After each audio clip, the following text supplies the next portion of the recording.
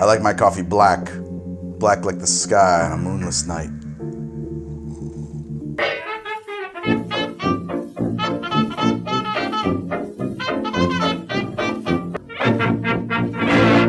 Got my log. I got my black coffee. Today we are going to be making the Black Yukon Sucker Punch. You have to watch these. They sneak up on you. So Twin Peaks is, of course, the 1990 TV drama aired on ABC, believe it or not, which is crazy. That is a kind of magical realist, surreal murder mystery sort of satire of soap operas? I don't know, that's a weird show. I do not introduce the log. It's real weird, but I kind of love it. Oh my God, one of my favorite Twin Peaks.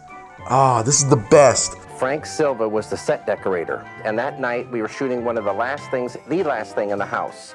Mrs. Palmer's tormented on the couch, smoking a cigarette, and scenes are playing back in her head, and suddenly she sees something in her mind, bolts upright, and screams. And I said, fantastic.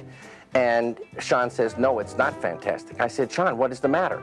And he said, Frank Silva was reflected in the mirror. And that's when I knew that Frank was part of the scene. I think that is the best kind of insane and brilliant. I love that. Just like, okay, sound man, get in the movie.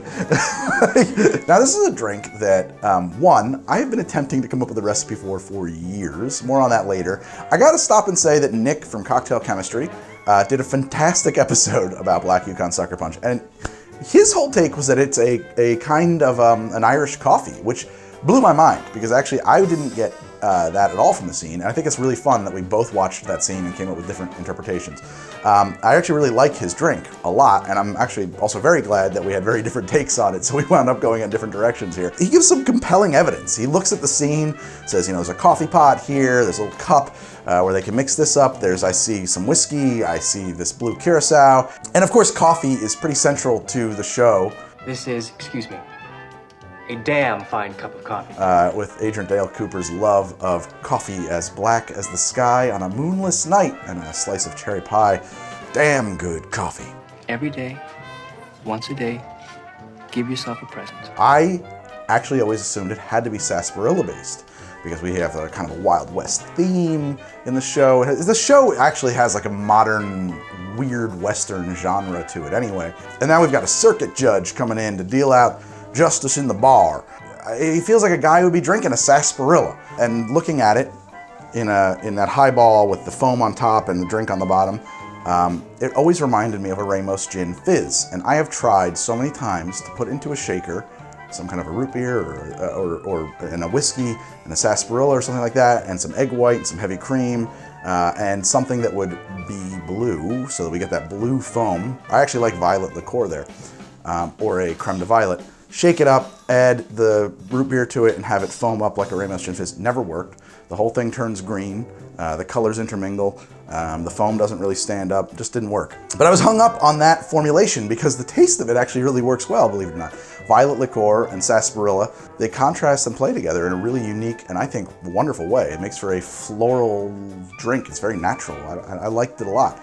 I just couldn't get the visual presentation I wanted. Well, I've been using a lot of ingredients from the Modernist Pantry lately, and what I found is that they have stuff called Foam Magic, which is their own proprietary combination of maltodextrin, methicellulose, and xanthan gum, and that a little bit of this in my icy whipper will allow me to basically make a stable foam out of anything, including straight up alcohol, which is pretty cool.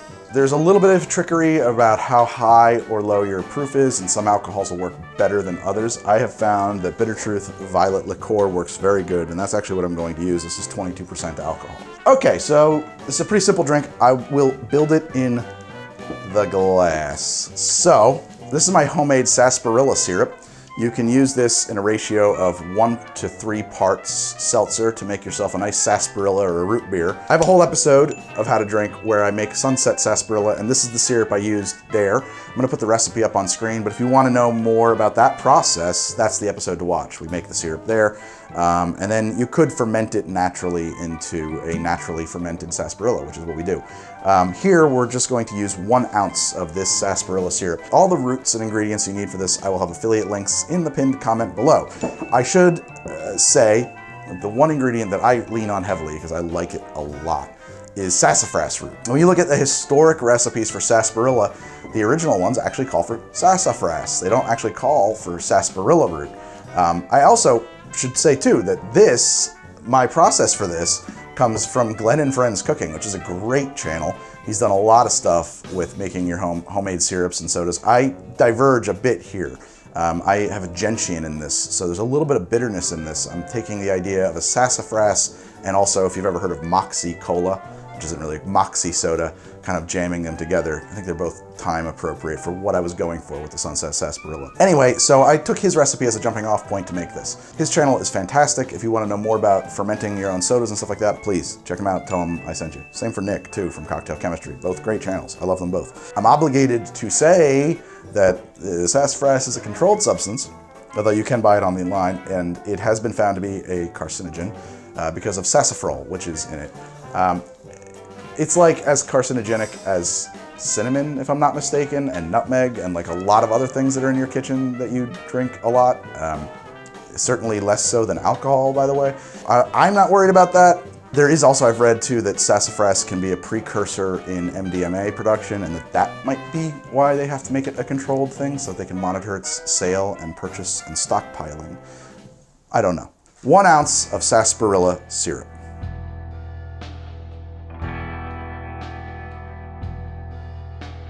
I'm gonna add 1.5 ounces of Old Grandad, which is lately my favorite bourbon. This is Old Grandad Bonded, man. Ooh, I like you. You are very affordable, very good bourbon. I'm sure the prices are gonna skyrocket now. I don't think so. I don't think I have that kind of control over the bourbon buying market. I'm overestimating my influence. I'm really bad at pouring today. This is embarrassing. I probably did this in the wrong order, but we're just gonna let that sit for a second. It's not doing anything. It's fine, it can hang out. Next thing I wanna do is I'm gonna need my kitchen scale. I'm gonna put my ISI whipper on top of it. Tare. Is that tare or tare? I always pronounce it tare. Tare it out so it's zeroed. And I'm gonna add 200 grams of my Bitter Truth Violet liqueur.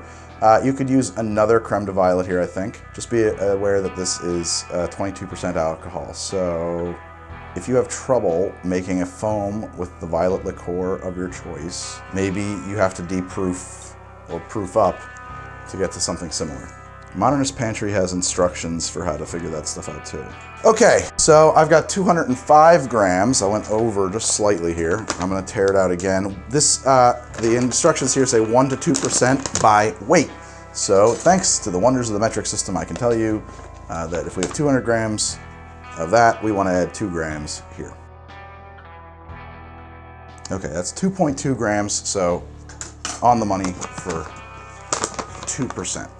All right, we'll close this guy up, make sure everything's clean, and get it real tight. Start shaking it to just dissolve that in. Charge it with 1 nitrogen charger. Shake, shake, shake, shake, shake, shake, shake, shake, shake, shake, shake. And we'll charge it with a 2nd nitrogen charger now. Okay, I think that's ready to go. So the next step is we're going to add some toasted porter here to about half the glass or twice the volume of our syrup and bourbon mixture. I'm using Einstock Toasted Porter. You could try it with a different beer. I think that what you want is something real dark though, because one, yes, I love the way this combination of flavors happen to work out, but it also is going to provide us with our color. And then very simply top that up all the way to the top of the glass with your violet liqueur foam. Turn it over.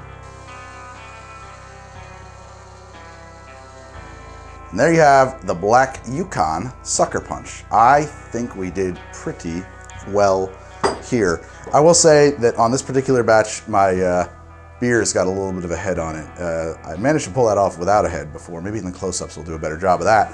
And that makes that blue-black thing work much better. Nonetheless, this is the strangest, most unique drink I've ever made on the show. And oddly, if I recall correctly, and I hope I do, it's actually really good. Sid mixes up a couple of Black Yukon Sucker Punches. Here we go. You have to drink deep to get through the foam. Now, I really like that foam, too. I think it's delicious. I think that the experience of, my lips blue, the experience of drinking a violet liqueur foam is really unique. But then, when it mixes with that beer and sassafras and bourbon, it's really cool. I think it's evocative of the experience of like walking through a fragrant meadow. There are so many botanical flavors in there, from the sassafras root, which we had a sassafras tree when I was in my yard when I was a kid, and whenever I would mow lawn near it, it would nick the roots that were on the surface, and you'd smell that sassafras. I love that. So that's what I associate that with. It's such a botanical, fragrant experience of the various things that are in the sarsaparilla syrup, mostly the sassafras and the sarsaparilla and the wintergreen and the gentian, and then the bourbon, of course, but the beer, which is smoky, toasty, heavy, kind of warm, nutty, kind of malty kind of flavor, married to this very floral, very bright, fragrant violet liqueur. It is, I love it. I don't know why. It kind of reminds me of visiting Yosemite. I have no idea why. I was at Yosemite once. It just kind of makes me feel that way. It's evocative of that. And in that regard, I think I could not be more pleased with how this drink turned out. I am very, very happy with my version of this Black Yukon Sucker Punch. If you gotta make both versions, mine and also Nick's, I'd love to hear which ones you like better. I think that mine might be a bit of a job to create because you need some special hardware and some special ingredients, but I believe in you. I know you can do it. I'm gonna provide you with the affiliate links to do it. Dagnabbit, I sure am. My Instagram is How to Drink. My Twitter is How to Drink. I have a Patreon at patreon.com/howtodrink. I'm now on Twitch at twitch.tv/GregFromHDD. I'm doing a lot of different kind of stuff over there. I hope you will check it out. I'm very happy with the stuff I'm doing at Twitch. All of the barware I use on this show is provided by Barfly Mixology gear. If you like the tools I'm using in the show, check them out. There's an affiliate link in the pinned comment below. They can't take credit for the ISI Whipper, though, or this log. If you like my show, I hope you will check out some of my other episodes. I'm sure you will enjoy them very much. Just remember to give yourself a gift every day. It doesn't need to be anything really big. It can be a simple thing. Black coffee and a slice of cherry pie. We didn't get the cherry pie. I'm really remiss. I wanted the cherry pie because I just like cherry pie. This has gotten cold. I don't like that. I'm gonna go have a steaming plate of Malbrosia, enjoy a Black Yukon Sucker Punch, and remember, the owls are not what they seem.